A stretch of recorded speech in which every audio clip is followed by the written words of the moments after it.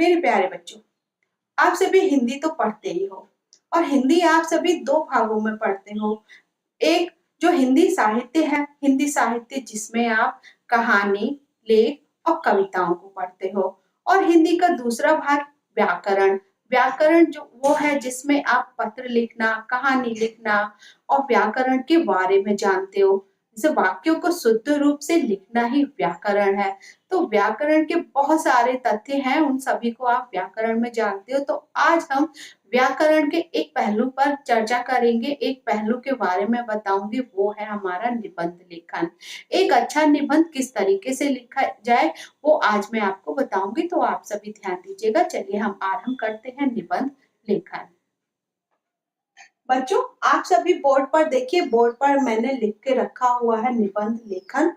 और निबंध लेखन के बारे में हम सबसे पहले जानते कि निबंध है क्या। तो निबंध है क्या, इसको देखिए, मैं पढ़ के भी सुना रही हूँ और आपको दिखाई भी दे रहा होगा। देखिए, निबंध शब्द का कोषगत अर्थ होता है, यानी कि शब्दों का कोषगत अर्थ, बहुत सारे शब्दों का अर्थ होता है।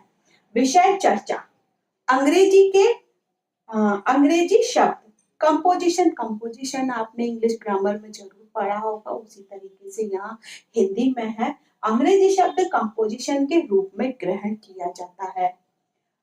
अतः निबंध से अभिप्राय किसी विषय पर चर्चा करते हुए रचना करना स्वीकार किया जा सकता है। अर्थात वह रचना जो विचार पूर्वक क्रमबद्ध रूप से लिखी गई हो। अर्थात निबंध वह रचना है जो विचार पूर्वक और क्रमबद्ध रूप से लिखी गई हो। तो हम आगे बढ़ते हैं, फिर जानेंगे निबंध के प्रकार। बच्चों, निबंध के प्रकार, निबंध हमारे 4 प्रकार के होते हैं, जिनमें पहला है हमारा वर्णनात्मक। वर्णनात्मक जिसे कि वर्णन, जैसे समझ में आ रहा है कि वर्णन करने वाला। इस प्रकार के निबंधों में किसी स्थान, त्योहारों, पर्यटन, मेला, घटना आदि का वर्णन किया जाता है। इस प्रकार के निबंधों में हम अपने त्योहार या कहीं हम घूमने गए हैं या कोई विशेष घटना या कोई मेला, उनका वर्णन करते हैं, तो वो हमारा इस प्रकार के निबंध में आता है। और दूसरा है हमारा विवरणात्मक। विवरणात्मक जैसा कि विवरण करना, किसी भी बात का विवरण करना। तो इस प्रकार के निबंधों में किसी विशेष घटना, स्मरण या काल्पनिक घटनाओं आदि का विवरण किया जाता है। काल्पनिक घटनाएं वो होती है जो हमारे मन में आती हैं, जिनकी हम कल्पना कर लेते हैं, तो उनका विवरण किया जाता है।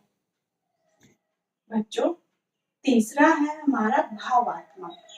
इस प्रकार के निबंधों में मन के किसी भाव का भावपूर्ण वर्णन किया जाता है, जैसे प्रेम, मित्रता, क्रोध, निंदा आदि। इस प्रकार के निबंध में हमारे जैसे भाव आते हैं। भाव हमारे कौन से होते हैं? प्रेम के होते हैं, क्रोध के होते हैं, निंदा होते हैं, ईर्ष्या होती है, हमारे बहुत सारे भाव आते हैं। जब हमारे भाव उत्पन्न होते हैं, उन भाव को जब हम किसी विशेष रूप में वर्णन करते हैं, तो वो हमारा भावात्मक निबंध कहलाता है। तो वो हमारा क्या कहलाएगा? भावात्मक निबंध, क्योंकि उसमें हमारे मन के भाव का वर्णन हो रहा है। फिर आगे आता है हमारा चौथा विचारात्मक। विचारात्मक इन निबंधों में विचारों और तर्कों की प्रधानता रहती है। साहित्य, समाज, धर्म, दर्शन आदि विचारों का वर्णन किया जाता है। यानी कि इस प्रकार के निबंध में हमारे समाज के बारे में, साहित्य के बारे में, धर्म के बारे में, दर्शन के बारे में, इन सभी के बारे में विचार करते हुए वर्णन किया जाता है। तो ये हमारे निबंध के प्रकार हुए। देखिए बच्चों, निबंध लेखन की विधि। निबंध जब हम लिख रहे हैं तो उस समय हमें कौन सी बातों का ध्यान रखना है, ये मैं बता रही हूँ, आप ध्यान दीजिए।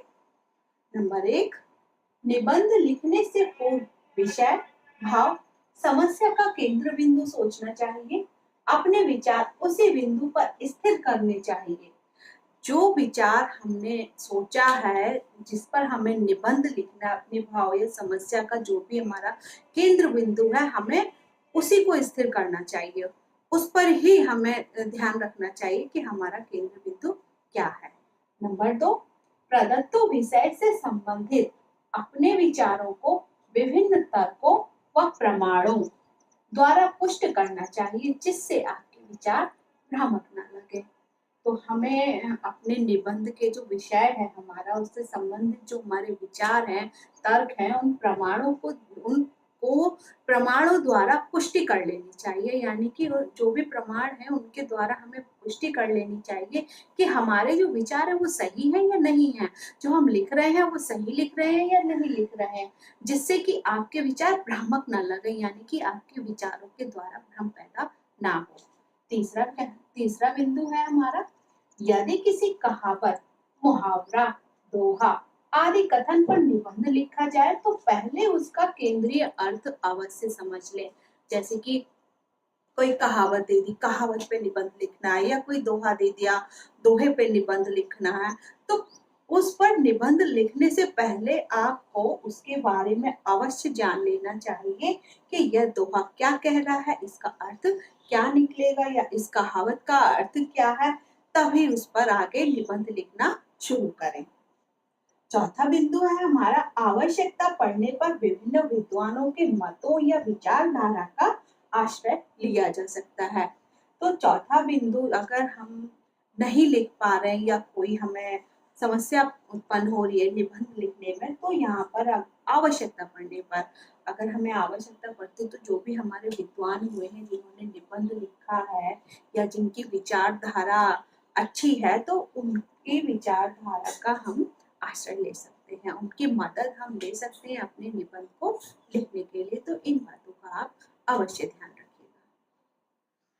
अब निबंध लेखन के प्राय 3 भाग होते हैं। 3 भागों में इसे बांट दिया जाता है, फिर उसके भागों के अंदर हम अपने बिंदुओं को दर्शाते हैं। तो इसके 3 भाग कौन से हैं? देखिए, सबसे पहला है प्रारंभ।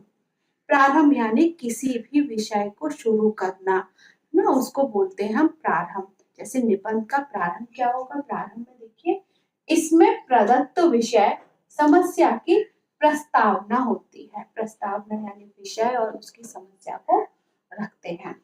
अपने विचार प्रारंभिक चरण में एक अनुच्छेद में करना चाहिए।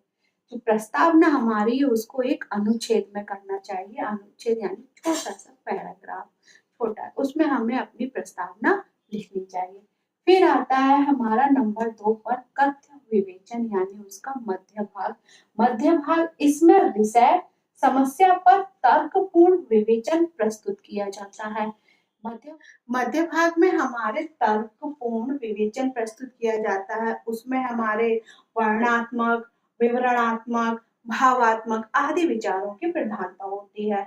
तो उसको हम मध्य भाग में अपना लिखते हैं निबंध में, और उनको भी हम अपने कुछ बिंदुओं में बांट लेते हैं, फिर हम अपने मध्य भाग को पूरा करते हैं। इसके बाद आता है हमारा समापन भाग। समापन भाग यानी निबंध का समाप्त होना। ये समापन भाग, इसमें अपने विवेचन के निष्कर्ष, सुझाव और समाधान आदि दिए जाते हैं। जब निबंध हमारा समापन की ओर होता है, जब हम अपने निबंध को समाप्त करते हैं, तो उसमें जिस विषय पर हमने चर्चा की हुई होती है, जिस विषय की समस्या हमने उठाई हुई होती है, उस विषय का हम निष्कर्ष और सुझाव और समाधान भी रखते हैं। बच्चों, ये तो थी हमारी निबंध यानी एक अच्छे निबंध लिखने के बारे में मुख्य बातें, जिनको आप सभी ने जाना, समझा, और अब आपको, मुझे आशा है कि अब आप अपना निबंध बहुत अच्छी तरह से लिख पाएंगे। तो आपको निबंध कैसे लिखना है, इसके लिए मैंने आपके लिए एक निबंध लिखा हुआ है, जिसे मैं अभी आपके साथ शेयर करूंगी। और उस निबंध में मैंने एक विद्यार्थी जीवन को दर्शाया। विद्यार्थी जीवन यानी कि एक विद्यार्थी क्या क्या सोचता है, क्या क्या सपने देखता है, और उसको उसकी जीवन की अभिलाषा के ऊपर। मेरे निबंध का मुख्य विषय है जीवन की अभिलाषा। तो आप इस निबंध को ध्यान से देखिएगा, समझिएगा किस तरीके से लिखा है, फिर आप अपने निबंध को लिखिए।